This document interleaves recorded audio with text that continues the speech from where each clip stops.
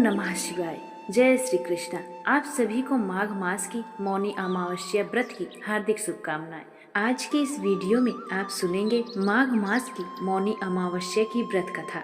इस कथा को सुनते अथवा पढ़ते समय आप अपने हाथ में लाल पुष्प रखें और जब कथा समाप्त हो जाए तब पूरी श्रद्धा के साथ यह पुष्प भगवान के चरणों में अर्पित करें। कांचीपुरी नाम के नगर में देवस्वामी नाम का एक ब्राह्मण रहता था और उसकी पत्नी का नाम धनवती और पुत्री का नाम गुणवती था।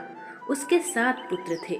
देवस्वामी ने अपने 7 पुत्रों का विवाह कर दिया। इसके पश्चात अपनी पुत्री के विवाह के लिए योग्य वर की तलाश हेतु उसने अपने बड़े लड़के को बाहर दूसरे देश भेज दिया।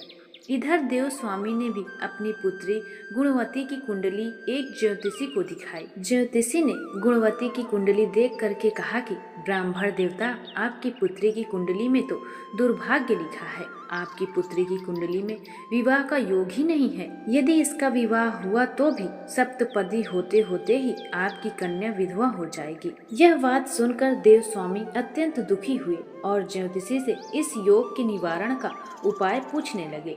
ज्योतिषी ने उपाय बता करके कहा कि इस योग का निवारण सिंगल द्वीप निवासिनी सोना नाम की धोबन को घर बुलवा कर उसकी पूजा करने से ही संभव हो पाएगा। ज्योतिषी के मुख से ऐसी बात सुनकर देवस्वामी ने अपने सबसे छोटे बेटे के साथ अपनी पुत्री को सोना धोबिन के घर लाने के उद्देश्य से सिंगल द्वीप जाने के लिए तैयार किया। अब वे दोनों भाई बहन समुद्र के तट पर पहुंचकर समुद्र पार करने का उपाय सोचने लगे, लेकिन समुद्र बहुत विशाल था। उन्हें कोई उपाय नहीं सूझ रहा था। थक हार कर दोनों भाई बहन भूखे प्यासे ही एक वट वृक्ष के नीचे छाया में बैठ गए। उसी पेड़ पर घोंसले में एक गिद्ध का परिवार रहता था। उस समय घोंसले में सिर्फ गिद्ध के बच्चे थे। वे सुबह से भाई बहन के क्रियाकलापों को देख रहे थे।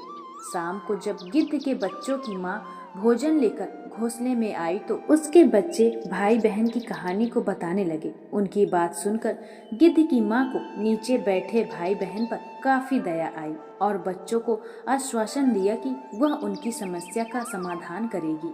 यह सुनकर गिद्ध के बच्चों ने भोजन ग्रहण किया। दया और ममता से वशीभूत गिद्ध माता उनके पास गई और बोली कि मैंने आपकी समस्याओं को जान लिया है। इस वन में जो भी फल फूल मिलेंगे मैं आपके लिए ले आती हूँ तथा प्रातः काल मैं आपको सिंगल द्वीप धोबिन के पास पहुँचा दूंगी। अगले दिन सुबह होते ही गिद्ध माता ने दोनों भाई बहनों को समुद्र पार कराकर सिंगल द्वीप सोना के पास पहुँचा दिया। गुणवती प्रतिदिन सुबह सूर्योदय से पहले सोना का घर लीप दिया करती थी। एक दिन सोना ने अपनी बहुओं से पूछा कि प्रतिदिन हमारे घर का सुबह सारा काम कौन करता है? तो बहुओं ने तारीफ बटोरने के लिए कहा कि हमारे अलावा और कौन कर सकता है। लेकिन सोना को उनकी बातों पर यकीन नहीं हुआ। वह यह जानने के लिए पूरी रात जागती रही। तभी उसने सुबह गुणवती को घर साफ करते हुए देख लिया और उससे उसकी परेशानी पूछी तो गुणवती ने अपनी परेशानी बताई, जिसे सुनकर सोना चिंतित हो गई और उसके घर जाकर पूजा पाठ करने के लिए तैयार हो गई। घर से निकलने से पहले उसने अपनी बहुओं को बुलाया और बहुओं से बोला कि यदि मेरे अनुपस्थिति में किसी की भी मृत्यु हो जाए तो उसके शरीर को नष्ट मत कर देना। क्षण भर बाद ही दोनों अतिथियों के साथ सोना धोबन कांचीपुरम पहुंच गई। दूसरे दिन गुणवती का विवाह संपन्न हुआ और सप्तपदी होते होते उसके पति की मृत्यु हो गई, जैसा ही गुणवती के भाग्य में लिखा था। तब सोना धोबन ने अपने संचित पुण्य का फल गुणवती को दान देकर उसके पति को जीवित कर दिया और उन्हें आशीर्वाद देकर वह सिंगल द्वीप के लिए रवाना हो गई। संचित द्वीप के क्षीण होने से सोना के घर उसके पुत्र, दामाद और पति की मृत्यु हो गई। यह जानकर नया पुण्य संचित करने के उद्देश्य से सोना धोबन रास्ते में एक जगह रुक गई।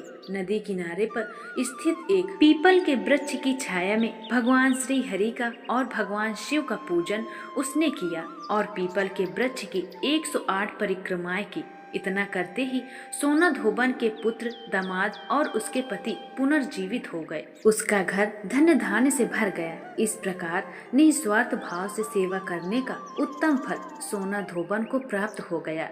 किसी भी अमावस्या तिथि पर या मौनी अमावस्या के दिन किसी पवित्र नदी में स्नान करके विधिवत भगवान विष्णु जी की पूजा अर्चना करने और पीपल के पेड़ की परिक्रमा करने से मनोवांछित फल की प्राप्ति होती है तथा परिवार के सदस्यों पर भगवान विष्णु जी का आशीर्वाद सदैव बना रहता है। तो प्रिय भक्तजन, एक बार प्रेम से जयकारा लगाते हुए बोलिए, श्री हरि विष्णु भगवान की जय, माता लक्ष्मी की जय। एक बार जाते जाते कमेंट में जय श्री हरि विष्णु अवश्य लिखें। हरे कृष्ण।